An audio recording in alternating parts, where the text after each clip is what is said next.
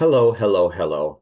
I am Mr. J, betrayal trauma practitioner, and I always like to start my classes with a corny dad joke.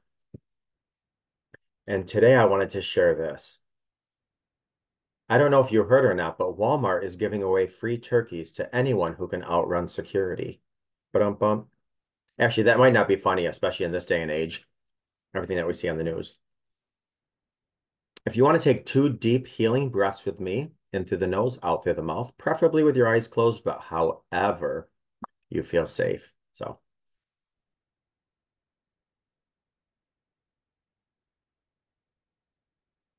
give your body a time to just relax.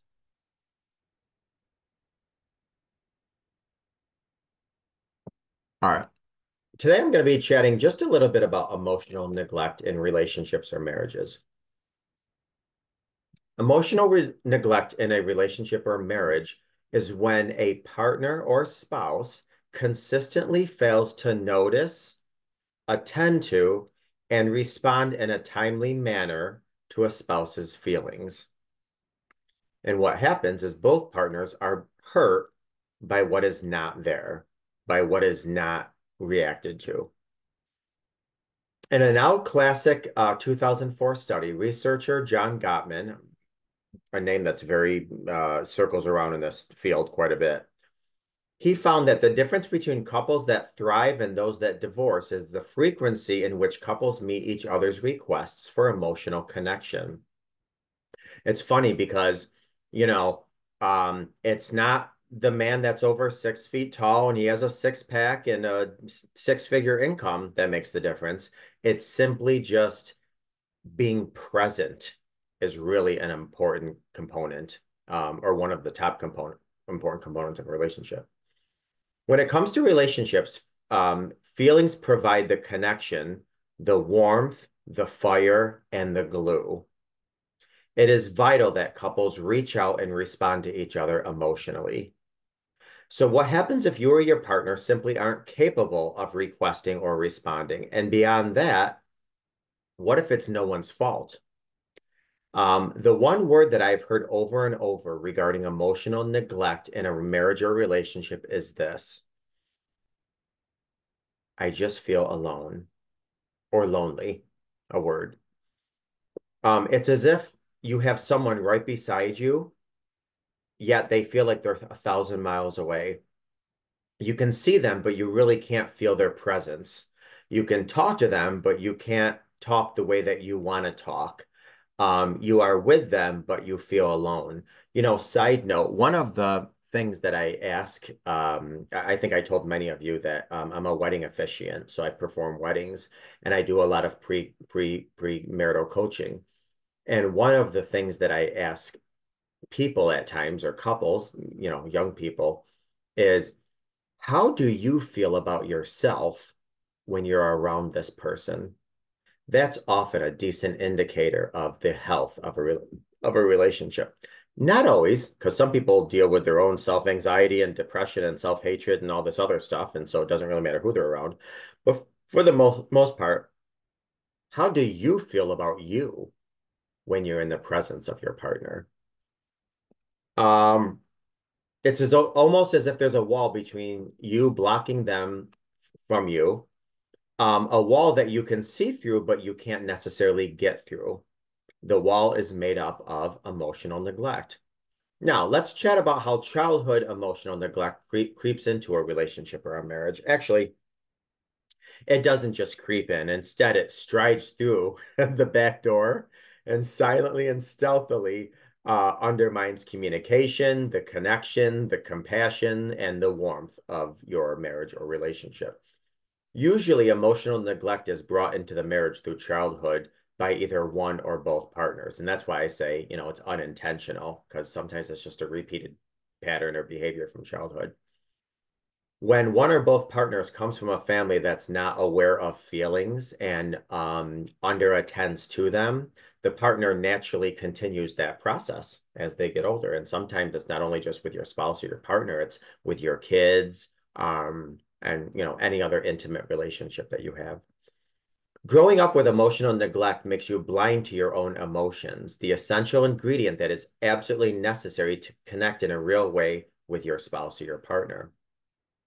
The quote, emotion blindness also extends to your partner. You may have difficulty noticing and responding to their feelings as well. This may result in an emotionally lonely partner. Now, this can get a little confusing because I talk to, and I will kind of target men. A lot of times when I'm talking to men, ultimately they will have some good insight and know what to say, but for some reason they're just clueless in the moment. And I don't know if that's because of a societal thing that we were raised in, or a family thing where, men don't share their emotions or what.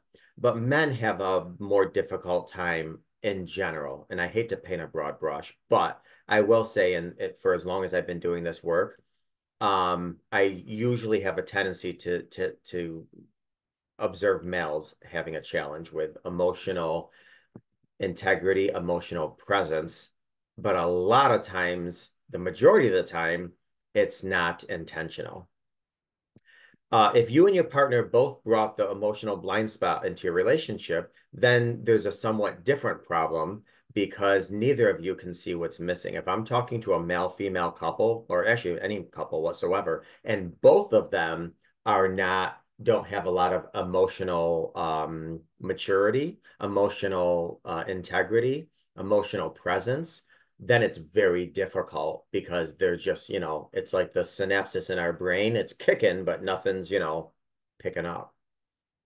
Neither of you may realize what should be happening and what you should be feeling. So, with no one able to call out the problem, you're in danger of slowly and painfully drifting apart until a growing wall of emotional neglect distorts your vision of each other and the positive, healthy feelings that brought you together. What happens is they slowly start to drain away. Because when people feel alone in a relation, I mean, listen, you can virtually get through anything if you feel like you have a partner who's by your side. But you could completely lose a relationship based on some minor things if you feel alone in your marriage or alone in your relationship. So no child asked to be emotionally neglected. Most parents have no idea they're emotionally neglectful. That's how emotional neglect works. The emotional blind spot transfers silently from one generation to the next. A lot of times, if there's a partner that doesn't have emotional integrity or is emotionally neglectful, you could trace that back to a parent who was emotionally neglectful, and you can trace that back to a grandparent who was, and so on. But though no one is responsible for the emotional neglect they received, once we are aware of the problem or the issue, then we are responsible for the emotional neglect that we give. So I always say you can't change what you don't acknowledge. Once you do acknowledge, geez, this is an area where I kind of fall short, um, then you're responsible to change that. The other problem with that, however, is you have to be open, reflective, and vulnerable enough to know this is an issue within you. Once we see it in ourselves, we can become an agent of change. We become responsible for stopping that cycle, and it usually is a cycle. It's not an easy fix, but the problem of an emotional neglect in a relationship or a marriage absolutely can be resolved. It takes honesty, transparency, reflection. And really a big one is vulnerability. And that can be hard. That can really be hard, especially if you're trying to rebuild after broken trust. That could be very challenging. The skills of emotional intimacy, and connection, they are learnable. So let's just talk quickly about some examples and signs of emotional neglect. So it could be feelings, you're feeling constantly lonely or disconnected from your partner. It could be feeling like your emotional needs in a relationship just aren't being fulfilled. I mean, it also could be not feeling prioritized or even cared for, not feeling heard or understood, having to walk on eggshells around your partner. It could be feeling like your partner constantly prioritizes other things over your relationship. It could manifest in a way of your partner showing a lack of interest in your life or what's important to you. It could be even as simple as telling your partner in the morning, man, I woke up with a headache, and they're just, pouring their coffee and saying nothing. That's emotional neglect. I'm not saying intentional, and I'm not saying it's profound, but that is. Um, Feeling like your partner doesn't express love or affection towards you. Your partner doesn't validate your feelings or experiences. Not feeling safe enough to be vulnerable. And not feeling supported by your partner. Feeling like you're the only one putting effort into your relationship. Those are just some examples. All right, so now what? If you want to start addressing, possibly fixing emotional neglect in your relationship, I did put down 4 things that we all can do. We all know how to do. We've all done them in different capacities, but specifically, this is what can help start to really dismantle the complexities of emotional neglect in your relationship. Very simple. Practice active listening. Yes, when we are talking, our partner might hear us. And yes, we might hear our partner when they're talking, but do we practice active listening? Take the time to really listen to your partner or really convey to them that it's important that they listen to you. Make sure that phones are put away and other distractions. TV shouldn't be on. Um, you know, the only exception to this, I will say, is that because men in general have oftentimes more of a difficult time being vulnerable and emotionally present, sometimes talking while driving helps, talking while cooking helps, because then that eye-to-eye contact doesn't seem so um, scary. So you can do other things, but you want to be making sure that it's things like driving or cooking, not scrolling Facebook or reading the newspaper. Try to understand their perspective and show empathy for their feelings. You don't have to like, love, agree, emulate with what they say, but can you have understanding and compassion for the world that they're telling you they live in? 2, express gratitude and appreciation. Take the time to acknowledge and thank the partner for what they do for you.